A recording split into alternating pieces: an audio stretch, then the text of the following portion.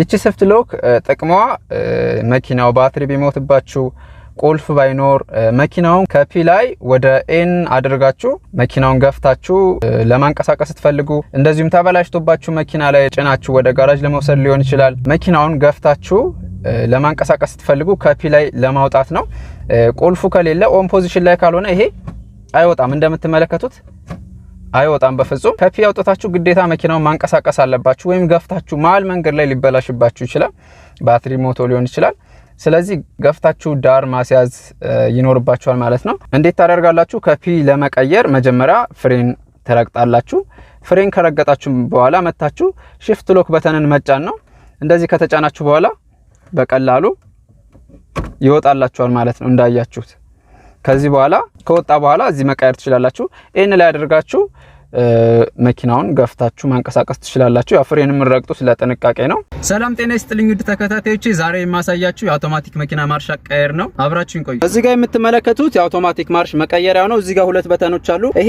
ማርሽ በመትቀይሩበት ጊዜ እንደዚህ ተጭናችሁ ማርሽ ትቀይራላችሁ ከስር የምትመለከቱት ኦቨርድራይቭ በተን ትባላለች ማርሽ ከሶስተኛ በላይ እንዳይወጣባችሁ በዳገታማና በአስቸጋሪ መንገድ ላይ ስትነዱ የምታበሩት ነው በኖርማል መንገድ ላይ ስትነዱ ይሄንን ማብራት የለባችሁም እዚህ ጋር ታች የምትመለከቷቸው ፒ አለ ፓርክ ማለት ነው መኪናውን አቁማችሁ ከመኪናው ላይ ልትወርዱ ስትሉ ፓርክ ላይ ታደርጋላችሁ እንደዚሁም መኪናውን በመታስነሱበት ጊዜ ፓርክ ላይ መሆን አለበት ሌላው እዚህ ጋር የምትመለከቱት አር ነው አር ማለት ሪቨርስ ነው ወደ ኋላ በመትሄዱበት ጊዜ አር ላይ ታደርጋላችሁ እዚህ ጋር የምትመለከቱት ኤን ነው ኤን ማለት ኒውትራል ማለት ነው መኪናውን ለመግፋት ብትፈልጉ ኤን ላይ አድርጋችሁ ነው የምትገፉት ማለት ነው በመቀጠል ዲ ነው ድራይቭ ማለት ነው ሁሉ ጊዜ ስትነዱ ዲ ላይ አድርጋችሁ ነው የምትነዱት በመትነዱበት ጊዜ ማርሹን ራሱ አንደኛ ሁለተኛ ሶስተኛ ያለ ይቀያይርላችኋል እዚህ ጋር የምትመለከቱት ሁለት ነው ከባድ ማርሽ ነው ሁለተኛ ከሁለተኛ ማርሽ በላይ አይቀይርም እስከ ሁለተኛ ብቻ የሚቀይር ነው ኤል ማለት ከባድ ማርሽ ነው ዳገት በመትወጡበት ጊዜ ተጠቀሙት የማርሽ አይነት ነው እኩል ታደርጉታላችሁ እኩል አድርጋችሁ ከቆማችሁ በኋላ ያው በመኪናው መካከል በእናንተና በቆመው መኪና መካከል በጣም ሰፊ ክፍተት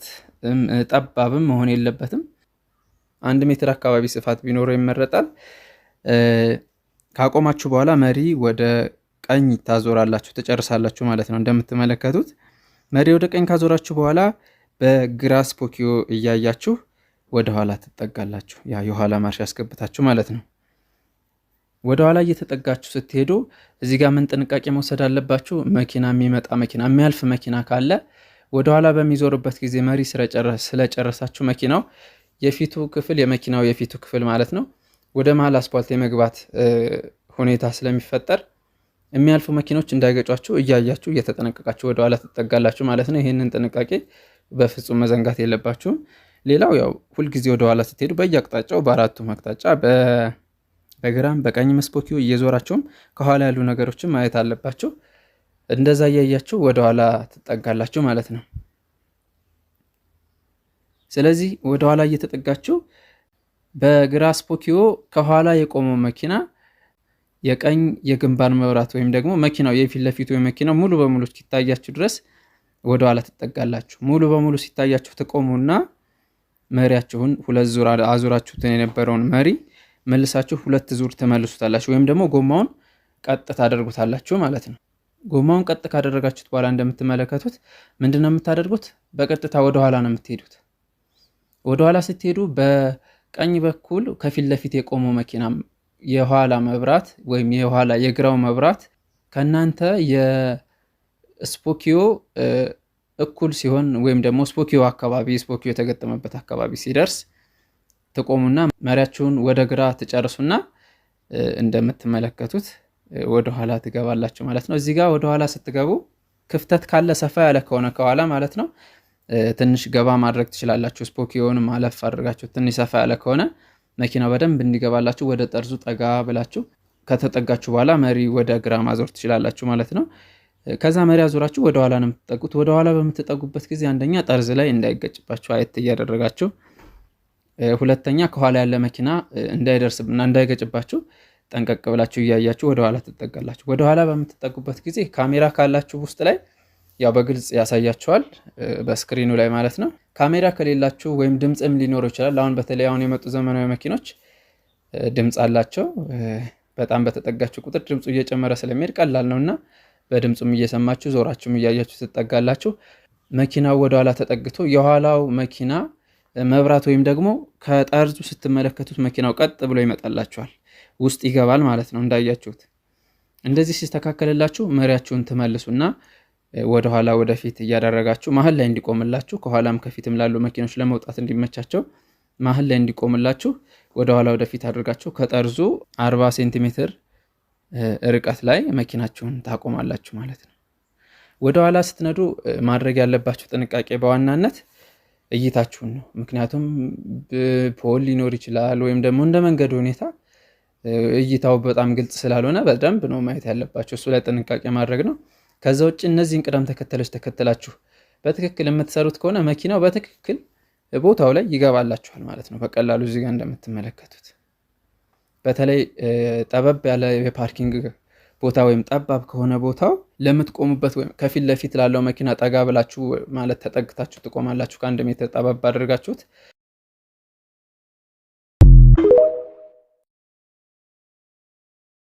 እኩል ታደርጉታላችሁ። እኩል አድርጋችሁ ከቆማችሁ በኋላ ያው በመኪናው መካከል በእናንተና በቆመው መኪና መካከል በጣም ሰፊ ክፍተት ጠባብም መሆን የለበትም። 1 ሜትር አካባቢ ስፋት ቢኖረው ይመረጣል። ካቆማችሁ በኋላ መሪ ወደ ቀኝ ታዞራላችሁ፣ ትጨርሳላችሁ ማለት ነው። እንደምትመለከቱት መሪ ወደ ቀኝ ካዞራችሁ በኋላ በግራ ስፖኪዮ እያያችሁ ወደ ኋላ ትጠጋላችሁ። ያ የኋላ ማርሽ ያስገብታችሁ ማለት ነው።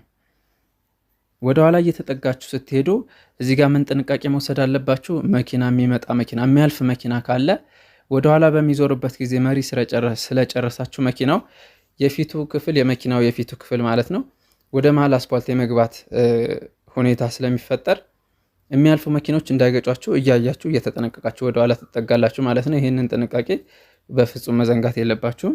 ሌላው ያው ሁልጊዜ ወደ ኋላ ስትሄዱ በየአቅጣጫው በአራቱም አቅጣጫ በግራም በቀኝ መስፖኪዮ እየዞራቸውም ከኋላ ያሉ ነገሮችን ማየት አለባቸው። እንደዛ እያያችሁ ወደኋላ ትጠጋላችሁ ማለት ነው። ስለዚህ ወደኋላ እየተጠጋችሁ በግራ ስፖኪዮ ከኋላ የቆመው መኪና የቀኝ የግንባር መብራት ወይም ደግሞ መኪናው የፊት ለፊቱ መኪናው ሙሉ በሙሉ እስኪታያችሁ ድረስ ወደኋላ ትጠጋላችሁ። ሙሉ በሙሉ ሲታያችሁ ትቆሙና መሪያችሁን 2 ዙር አዙራችሁትን የነበረውን መሪ መልሳችሁ 2 ዙር ተመልሱታላችሁ ወይም ደግሞ ጎማውን ቀጥ ታደርጉታላችሁ ማለት ነው። ጎማውን ቀጥ ካደረጋችሁት በኋላ እንደምትመለከቱት ምንድነው የምታደርጉት? በቀጥታ ወደ ኋላ ነው የምትሄዱት። ወደ ኋላ ስትሄዱ በቀኝ በኩል ከፊት ለፊት የቆመው መኪና የኋላ መብራት ወይም የኋላ የግራው መብራት ከናንተ የስፖኪዮ እኩል ሲሆን ወይም ደግሞ ስፖኪዮ አካባቢ ስፖኪዮ የተገጠመበት አካባቢ ሲደርስ ትቆሙና መሪያችሁን ወደ ግራ ትጨርሱና እንደምትመለከቱት ወደ ኋላ ትገባላችሁ ማለት ነው። እዚህ ጋር ወደ ኋላ ስትገቡ ክፍተት ካለ ሰፋ ያለ ከሆነ ከኋላ ማለት ነው ትንሽ ገባ ማድረግ ትችላላችሁ። ስፖኪዮን ማለፍ አድርጋችሁ ትንሽ ሰፋ ያለ ከሆነ መኪናው በደንብ እንዲገባላችሁ ወደ ጠርዙ ጠጋ ብላችሁ ከተጠጋችሁ በኋላ መሪ ወደ ግራ ማዞር ትችላላችሁ ማለት ነው። ከዛ መሪ አዞራችሁ ወደ ኋላ ነው የምትጠጉት። ወደ ኋላ በምትጠጉበት ጊዜ አንደኛ ጠርዝ ላይ እንዳይገጭባችሁ አየት እያደረጋችሁ፣ ሁለተኛ ከኋላ ያለ መኪና እንዳይደርስብና እንዳይገጭባችሁ ጠንቀቅ ብላችሁ እያያችሁ ወደ ኋላ ትጠጋላችሁ። ወደ ኋላ በምትጠጉበት ጊዜ ካሜራ ካላችሁ ውስጥ ላይ ያው በግልጽ ያሳያችኋል በስክሪኑ ላይ ማለት ነው። ካሜራ ከሌላችሁ ወይም ድምፅም ሊኖር ይችላል። አሁን በተለይ አሁን የመጡ ዘመናዊ መኪኖች ድምፅ አላቸው። በጣም በተጠጋችሁ ቁጥር ድምፁ እየጨመረ ስለሚሄድ ቀላል ነውና በድምፁም እየሰማችሁ ዞራችሁም እያያችሁ ትጠጋላችሁ። መኪናው ወደ ኋላ ተጠግቶ የኋላው መኪና መብራት ወይም ደግሞ ከጠርዙ ስትመለከቱት መኪናው ቀጥ ብሎ ይመጣላችኋል፣ ውስጥ ይገባል ማለት ነው እንዳያችሁት። እንደዚህ ሲስተካከልላችሁ መሪያችሁን ትመልሱና ወደኋላ ወደፊት እያደረጋችሁ መሀል ላይ እንዲቆምላችሁ ከኋላም ከፊትም ላሉ መኪኖች ለመውጣት እንዲመቻቸው መሀል ላይ እንዲቆምላችሁ ወደኋላ ወደፊት አድርጋችሁ ከጠርዙ 40 ሴንቲሜትር ርቀት ላይ መኪናችሁን ታቆማላችሁ ማለት ነው። ወደኋላ ስትነዱ ማድረግ ያለባችሁ ጥንቃቄ በዋናነት እይታችሁን ነው። ምክንያቱም ፖል ሊኖር ይችላል ወይም ደግሞ እንደ መንገዱ ሁኔታ እይታው በጣም ግልጽ ስላልሆነ በደንብ ነው ማየት ያለባችሁ። እሱ ላይ ጥንቃቄ ማድረግ ነው። ከዛ ውጭ እነዚህን ቅደም ተከተሎች ተከትላችሁ በትክክል የምትሰሩት ከሆነ መኪናው በትክክል ቦታው ላይ ይገባላችኋል ማለት ነው። በቀላሉ እዚህ ጋር እንደምትመለከቱት በተለይ ጠበብ ያለ የፓርኪንግ ቦታ ወይም ጠባብ ከሆነ ቦታው ለምትቆሙበት ወይም ከፊት ለፊት ላለው መኪና ጠጋ ብላችሁ ማለት ተጠግታችሁ ትቆማላችሁ። ከ1 ሜትር ጠበብ አድርጋችሁት ሁለተኛ ውሃው ከኢንጂን ውስጥ ሙቀቱን ተሸክሞ ከመጣ በኋላ እዛ ራዲያተር ውስጥ በመግባት በፋን ወይም ደግሞ በቬንቲሌተር አማካኝነት በመቀዝቀዝ ድጋሜ ተመልሶ ኢንጂኑን የማቀዝቀዝ ስራ እንዲሰራ የሚያደርግ ዋነኛ የማቀዝቀዣ ክፍል ነው ማለት ነው። በመቀጠል የራዲያተር ክዳን ነው። እንግዲህ የራዲያተር ክዳን ከፍተኛ ጥቅም ያለው እንደ ክዳን ብቻ አይደለም፣ መክደን ብቻ ሳይሆን በጣም ከፍተኛ ጥቅም ያለው የማቀዝቀዣ ክፍል ነው። ክዳን ይከደናል። ከሱ በተጨማሪ ሁለት ተግባራቶች አሉት። እዚህ ጋር በጣም ይችን ነገር ስሟት። አንደኛ ሁለት ቫልቮች አሏት። ስለዚህ በነዛ ቫልቮች ሁለት ተግባራትን ያከናውናል ማለት ነው። ይሄ የራዲያተር ክዳን አንደኛ ፕሬሸር ቫልቭ የሚባል አለ፣ ሁለተኛ ቫኪዩም ቫልቭ የሚባል አለ ማለት ነው። ስለዚህ ይሄ ራዲያተር ውስጥ ያለው ውሃ በሚቀዘቅዝበትና በሚሞቅበት ሰዓት የሚሰሩት ተግባር ማለት ነው። ቫኪዩም ቫልቭ ማለት በሚቀዘቅዝበት ጊዜ ሲሊንደሩ